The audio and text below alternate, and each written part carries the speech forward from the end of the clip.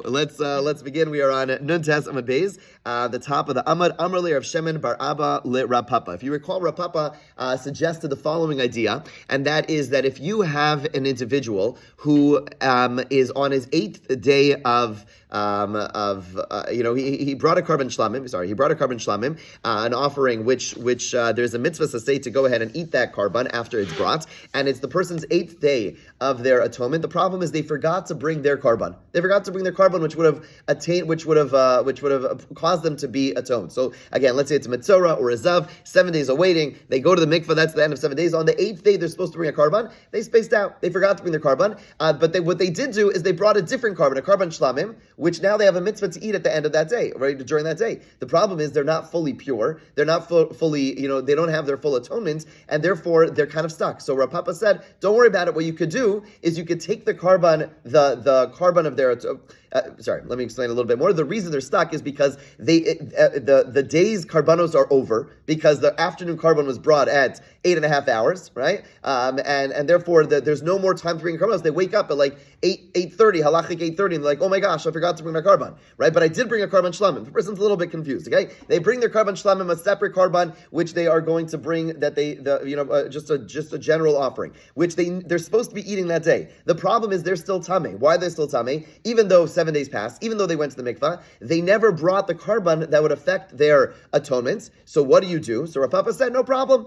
Even though it's past 8.5 hours and already the carbon tamid has been brought, you can slaughter the carbon tamid, you can slaughter the carbon that brings about your atonement, the carbon chatas, and then you can't burn it on the marach, you can't burn it on the wood. What can you do? He said, place it on the top of the mizbeach. Remember this? Place it on top of the mizbeach, and in doing so, that affects your atonement. Okay, and then the person's allowed to go ahead and eat the carbon shlamim that was brought on their behalf. Yeah? I'm just like, so there are people, so they're bringing this thing that they killed, and then they're going to put it on top, but like, it's not closed, like, they can just go in? Like, well, they're not going in, they're going to the Kohen is going, and the Kohen, there's still stuff happening. We'll see some of this. There's still, it's not like closed up. The base of English is not completely silent at that hour. There's still Kohanim there, and the Kohanim say, Nebuch, this guy, messed up. We'll go ahead, don't worry. He spoke Yiddish? Of course. What other language they speak back in 1000 BCE? What's it called? So, but bottom line is the Kohen will go ahead and say, okay, we feel bad, and we're going to go ahead and bring the animal. Again, they can't put it on top of the fire. You're not allowed to burn anything after the carbon summit, but you put it on top of the mizbeach, huge space, and you place it there, no problem. However, the Gemara asks, Lididcha, Rav Shimon bar Abba asked your papa, you who said that this is what they do, Lididcha amras mala umelina b'rosh hasham mizbeach, you said that you place the carbon on top of the mizbeach and it remains there overnight. Kaimin vavdina milsa lekohanim are we really going to do something which could potentially cause the Kohanim to do something wrong? Meaning, they'll think that this is a sacrifice of the day, and they'll come to burn it. What he's asking is as follows. We'll see soon, in a moment, that although we mentioned that nothing is allowed to be placed on top of the carbon tamid of the afternoon, that's not entirely true. Why? Because if the Kohen went ahead and sprinkled blood of a carbon, okay, which is one of the things that need to be done, and then the carbon tamid of the afternoon is brought, you're still allowed to burn that carbon on the mizbeach. Okay, when we said nothing goes after the carbon tamid, what that means, nothing that the avoda begins. Let me say this in better English. What that means is, let's say I bring the carbon tamid, and then I want to go ahead and slaughter and sprinkle. That can't be brought on top of the last carbon tamid. But if I already started the avoda, if I already sprinkled the blood on the mizbeach, right, and then the carbon tamid of the afternoon is brought, then I'm allowed to still put the meat of the flesh, the murim of other carbonos, of those carbonos on top of the afternoon carbon tamid. It's only something where the blood was not sprinkled that I'm not allowed to place on top of the carbon tamid. But if the blood was already sprinkled, then I'm allowed to place the carbon. So what this actually means in practicality is that even after the carbon tamid is brought, the Kohanim are still going to be bringing carbonos placing animals and the murim on the mizbeach. So imagine, it's a random Tuesday, and a carbon tamid was brought. The carbon tamid of the afternoon is brought, and there's a few carbonos which are lined up over here, which the blood was sprinkled. So the Kohen on top of them is mizbeach. You ask what the Kohanim are still doing there? Well, they still have things they're cleaning up. They're still finishing things. There's a few carbonos which never made it on top of the mizbeach. Good. They bring 1, they bring 2, they bring 3, they bring 4, and then they see this other carbon over here, okay, which the blood wasn't sprinkled, but they don't know. There's just a bunch of karbanos. They're like, oh, great. And they take that and put it there as well. The Gemara's Rav Shemon's asking, Rav Papa, your idea of leaving karbanos here, which are not supposed to be added to the fire, is quite dangerous. Because 5 of the karbanos that are up there are going to be brought on because their blood was sprinkled before. This one, the blood wasn't sprinkled before. The Kohen's going to go ahead and make a mistake and put this one also, and in doing so be in violation of the positive mitzvah that nothing new is allowed to be added after the karban hatamid if the blood wasn't sprinkled. So you're messing around over here. It's a very dangerous thing by placing this carbon over here. Granted, you help this guy out. Now he's able to eat his carbon shlamim, but you could be causing the Kohanim to go ahead and make a big mistake. With me? Yeah? So the Gemara says, Amar le Kohanim's reason haim. Rav Papa answers, and we see this idea very often, and that is the Kohanim were very, this reason diligent. Excellent. Very diligent. The Kohanim were very diligent, especially in the base of Mikdash. They knew the spotlight and the pressure and the spiritual pressure was on them. They did things right. And therefore we could assume that although there is one carbon on top of that Mizbeach, which cannot be placed there, and there are others that will, the Kohen who places it there will make it very clear to everyone else, do not place this carbon on the Mizbeach, right, on the fire. In other words, the Kohanim are very diligent, they know what they're doing, and they're very careful around the base of English. It's not like a haphazard place, it's being done with a lot of scrutiny. How do we know that they're doing things diligently and correctly, since we know that the Kohen Gadol was corrupt? That's fair. The Kohen Gadol was it's a very fair point, and we see this idea consistently. We saw this a few days ago, and that is that even though we talked a few days ago about a group of people who were stealing. We're stealing from the sycamore trees, but as soon as they were makdish them, as soon as they made them, oh, no one's going to. What's the difference? Okay, the point is that, you could have people who were not great people, but at the end of the day, they took the avoda seriously, right? In other words, they were in it for the money, whatever it is, but they did what they were supposed to do. Okay, says the Gemara further. Amar le Rav Ashli Rav Kahana, Amar le Rav Huna Bereid Rav Nasla Rav Papa, V'kamed lo miskach and wait a second. So let's go back to the carbon over here. Again, Mr. Smith forgot to bring his carbon until it was too late. So it was after the carbon hatamid was already brought. He brings it to the base of Mikdash, and they slaughter it, and they place the animal on top of the mizbeach, but they don't actually burn it. So our Papa said, great, now he could go ahead and eat the shlamim, the other carbon that he brought earlier in the day, now he's allowed to eat it. But ask the Gemara, but as long as the imur, as long as the sacrificial parts were not burnt, they were only placed on the side of the mizbeach, but they weren't placed in the fire, kohanim lo matzu achli basar. The kohanim are not allowed to eat the meat of that sacrifice. Okay, so again, you have an animal is slaughtered, and part of it goes to let's say this chatos over here, this chatos offering which person has to bring. Part of it gets burnt on the fire, part of it gets eaten by the kohanim. So as long as the part that is supposed to be burnt on the mizbeach is not burnt, the kohanim are not allowed to eat the meat. The Tanya, we learned this in the Brisa.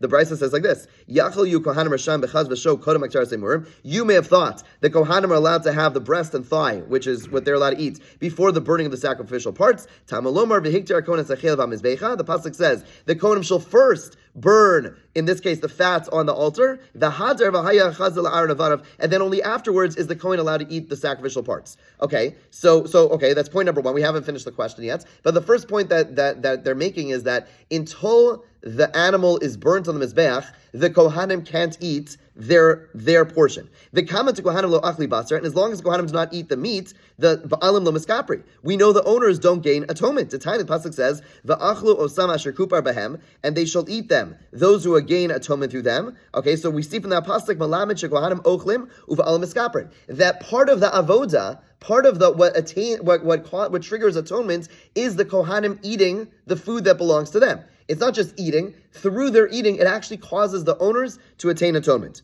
Okay, so what's the question? The question is, so you're telling me, Rav Papa, you have this brilliant idea.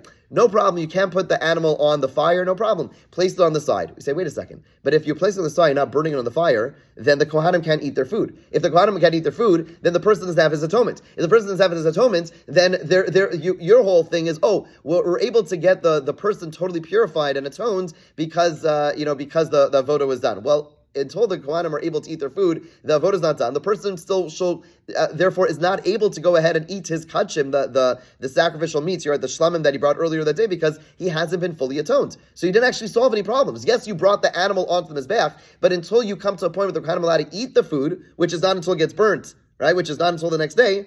You didn't solve any problems because the person is stuck. Since the kohanim can't eat anything, he's not atoned, and therefore he's not fully done with his process. So Amar Lei, the Rav Papa answers, Kaven to lo efshar. Since you are stuck, since you are not allowed to burn the limbs of that chatas offering, because the tamid was already brought in the afternoon, asam k'misha nitmu sha'avdu. It's considered like a case where the emurim, where the sacrificial parts either become tameh or they get lost. Okay, so meaning you have a case where, let's say you bring a korban, you slaughter the korban, the blood is sprinkled, and then the parts which are supposed to be on the mizbech, they come into contact with a rodent, or they get lost. It happens. Busy place. They get lost. Like, where'd that thing go? We don't know where that meat went. It got mixed up. In such a case, the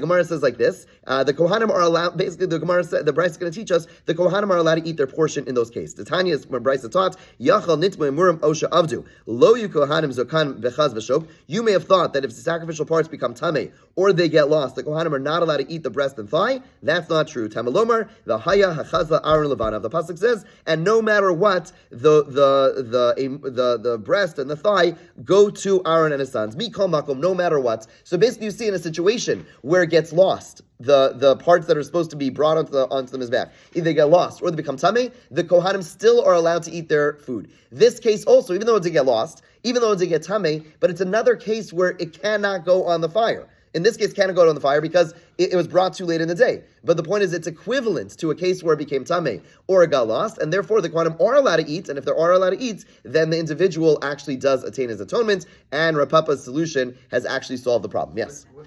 So that's okay, but it's based on them being diligent in the first place, but things get lost. I guess I'm just. So, like, there is a principle that we could saying that a person's careful doesn't mean that things don't get lost. Yeah, yeah. Okay. Some of us are careful. Some people are careful. They make mistakes, right? The point is that we could use that as a guiding principle to say that, generally speaking, people are careful. Okay, but what's the halacha? What happens when, I never lose my keys? But one time you did, right? So what happens then, right? So, those two are not inconsistent. As a general guiding principle, we say the Kohanim are careful. Things happen. Yeah. How could they eat things if it's lost? No. There's two pieces. There's two pieces of the mizbech. Two pieces of the korban. You have the animal slaughtered. Okay. There is the emurim. The emurim are whatever all the different stuff. This part, that part, that part. Those parts for those who are also learning zvachim, they know what those parts are. Those parts go on to the mizbeach. Those things. Then there's the other parts which the kohanim get to eat. The part that goes to the mizbeach, that's not the barbecue. Okay. Meaning the parts that go there, those things are consumed. The kohanim who are going to eat stuff, they get to take care of them in their own way, right? It's not like you take them off and then the Kohanim go and eat them, right? So those things get lost. Things that go on the fire get lost. The Kohanim stuff is still in existence. Yes? So I'm just pretty sure. So most of the meat does get eaten then? I don't know if it's most. I'm just not sure. But a chunk of it does. A chunk of it doesn't. Yeah.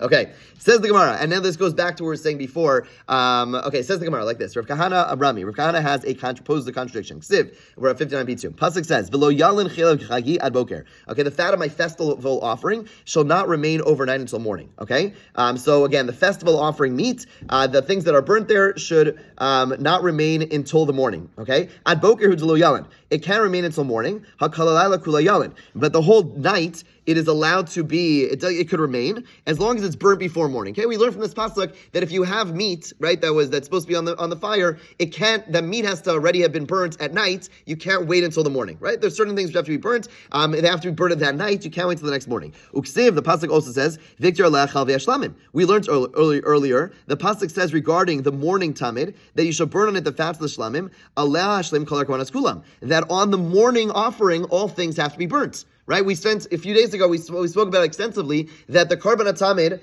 is first, and then you have all the other karbanos are burnt, and then you have the korban tamid of the afternoon. Nothing goes after the korban tamid of the afternoon, and yet this pasuk says you could be burning things on the fire all night long. Wait, which one is it? I thought you said nothing can be burnt after the second korban tamid, right? Everything happens, those are the bookends. So what does this mean? So he asks and he answers, kishini tosru, when there is fats left over. What that means, and is a little bit lacking in the text, but what this means, what we said earlier, that the halacha is like this. Nothing is, if you sprinkled blood before the korban tamid of the afternoon, then you are allowed to continue burning things, you're allowed to burn its fats all night long.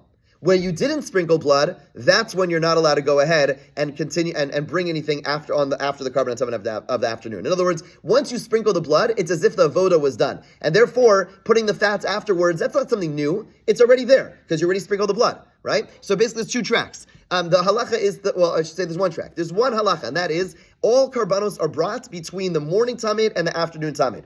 Okay, anything brought afterwards cannot be placed in the fire. However, if the blood of something was sprinkled before the carbon on of the afternoon, then it's as if it was already been brought. And therefore, you can just continue the process by placing the fats on the fire. Right? And that's how the way to read these two psukim. When it says that nothing goes after the afternoon tamin, that means you can't go ahead and start the avoda after the afternoon tamin, and that's the case we were dealing with and grappling with Rav Papa, who says we put the animal on the top of the mizbeach. But in a situation where a person goes ahead and sprinkle the blood already, then you bring the carbon tamin, that's fine. You can continue burning the fats, you can continue burning all the other stuff throughout the rest of the night. Okay, another contradiction which we're going to reconcile. Rami le Rav Safra le Rav. Rav Safra posed the contradiction to Rav. It says in one pasuk, Lo yon la boker zevach Pasach, the sacrifice of the Pesach shall not remain overnight until morning. Okay, so again, the sacrifice of the Karban Pesach, the halacha is it has to be burnt at night. Okay, it doesn't wait until morning. La boker hu delo yalin. That means that until morning it's not allowed to remain. Hakalayla yalin. But the entire night is allowed to remain as long as you burn it that night. So pasuk number 1 teaches me that if you have leftover Karban Pesach, you are allowed to burn it that night. Now,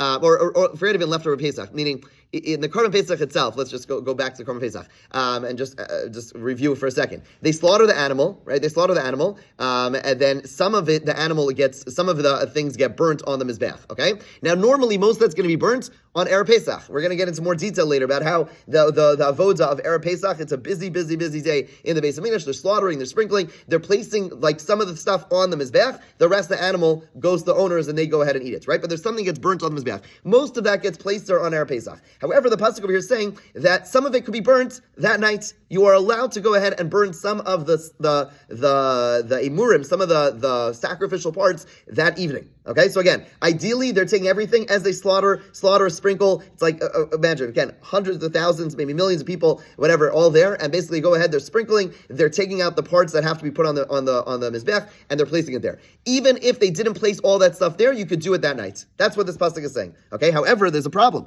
Vaksiv, the pasuk says, Olas Shabbos b'Shabbata. We say this pasuk every week, right? That the Ola of each Shabbos is on its own Shabbos. What does that mean? V'lo Olas Chol b'Shabbos, v'lo Olas Chol b'Yom Tov. That teaches me that a weekday Ola, let's say I have an Ola offering on Friday, I'm not allowed to bring it on Shabbos. I'm not allowed to burn it on Shabbos. I have to burn it on Friday. So again, Karban Tamin of the afternoon on Friday, make sure it's on the fire on Friday. To bring it on the fire on Shabbos, the weekday on Shabbos, can't do that. Or the leftover weekday on Yom Tov, can't do that. But that's what we're doing over here. Because we're taking the leftover of the Karban Pesach of Erev Pesach, and you're actually burning it on the fire that night. The night is Yom Tov, right? We just said, so how do you reconcile? On the one hand, we just said that you can't go ahead and take a leftover from a weekday and burn it on Shabbos, or a leftover of the weekday and burn it on Yom Tov. And yet, the earlier halacha just said that the leftover of the Karban Pesach can be brought onto the fire that night. So the Gemara says, Amar lei kvar ramye niale Rav Abba Barchia le Rav Avo. Rav Abba Barchia already poses contradiction to Rav Avo. V'shani le, and Rav Avo answered him, Hacha ba'arba asar shchalios b'Shabbos askinan dechal ve'Shabbos krevim b'Yom Tov.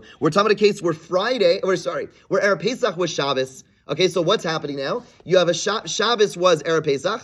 Okay, and they're slaughtering their karbanos on Shabbos, right? And then did I say that right? Yeah, and the leftovers are being burnt on Yom Tov nights, right? So from Shabbos to Yom Tov, that's already allowed. That's allowed. So meaning that pasuk which says that you could burn the imurim not only on Erev Pesach, but then that night afterwards, which is specifically talking about a case where it's going from Shabbos to Yom Tov, and therefore, because of the fact it's not going from weekday into Yom Tov, that which we assumed, rather going from Shabbos into Yom Tov, that's going to be allowed. Amar lei mishum dechal Shabbos krem Yom Tov ana neko v'nema lei tahai krab arba'asar shechalios b'Shabbos udechsiv. He says this is like a huge ukimta. This is like such a bizarre thing to assume that we're talking that pasuk which says you're allowed to burn it is specifically talking this very unique case, this 1 in 7 chance, I guess, where Shabbos falls at where Erev Pesach falls out on Shabbos. We're talking about that particular case. The Gemara says, leave the pasuk alone. Do dachuk umoke and afshe, for it forces to be interpreted this way. In other words, the Gemara says, yeah, we're stuck. You're right. It's not ideal, but there's no other way to reconcile this pasuk, no other way to make sense of it, and therefore we have to assume that we're talking about a case where the pasuk that allows you to burn the leftover Karban Pesach stuff is specific at night is specifically if it's on a weekday, you're not allowed to burn weekday stuff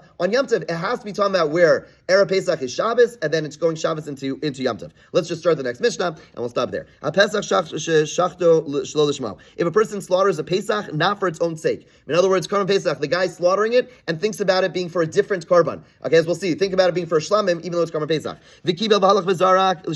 Or receives, or the blood, or walks the blood to the mizbech, or throws the blood, also lo lishma, for not for its own reason, o lishmo v'shelo lishmo, or they began the process for its own sake and continue not for its own sake, o shelo lishmo v'lishmo, or he began the process not for its own sake and continue the process for its own sake, meaning within a short span of time. And we'll see what that short span of time is in a moment. But you begin with the right intention and then switch off to the wrong intention, or begin with the wrong intention and switch to the right intention. Pasul, in all these cases, the Karban Pesach is invalid. Ketzah lishmo v'shelo lishmo. L'shem, what does it mean for its own sake and not for its own sake? L'shem Pesach is lishma, that's for the right reason. L'shem shlamim, and having in mind to bring it for a different offering, i.e. shlamim, is for not for its own reason. Shelo lishmo v'lishmo. What's an example of Pesach beginning not for its own sake and then continuing for its own sake? L'shem shlamim, the guy initially thinks that they're doing it for shlamim. L'shem Pesach, and then switches for the sake of Pesach. Okay, we'll analyze this Mishnah, God willing, tomorrow. Have a great day.